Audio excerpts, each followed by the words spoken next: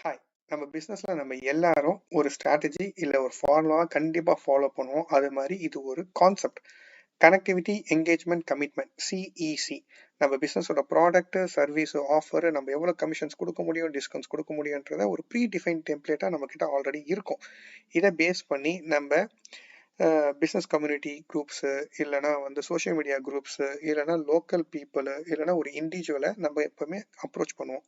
அந்த கனெக்டிவிட்டி மூலியமா நம்மளுக்கு கிடைக்கக்கூடியவங்க கஸ்டமராக இருக்கலாம், கிளைண்ட்டாக இருக்கலாம், இல்லை டேரக்ட் கன்சியூமராக இருக்கலாம். நம்மளோட ப்ரைஸோ டிஸ்கவுண்ட்ஸோ இதை அப்டேட்ஸ் பண்ணிட்டு ப்ராசஸை எஃபர்ட்டை வச்சு கண்டினியூஸ் எக்ஸிக்யூஷன் பண்ணும்போது டைம் பெர்ஃபார்மன்ஸ் பேஸ் பண்ணி நம்மளுக்கு மணி ப்ராக்ரஸாக கிடைக்கும். இதனால நமக்கு ஐடியல் கஸ்டமர் ப்ரொஃபைல் ஐசிபி நம்மளுக்கு ஈஸியாக அட்டைன் பண்ண முடியும். இது ஒரு லெவலுக்கு மேலே நம்ம மெயின்டைன் பண்ணுறதுக்கு இஆர்பி அண்ட் சிஆர்எம் சிஸ்டம் நம்மளுக்கு தேவைப்படும். தேங்க்யூ.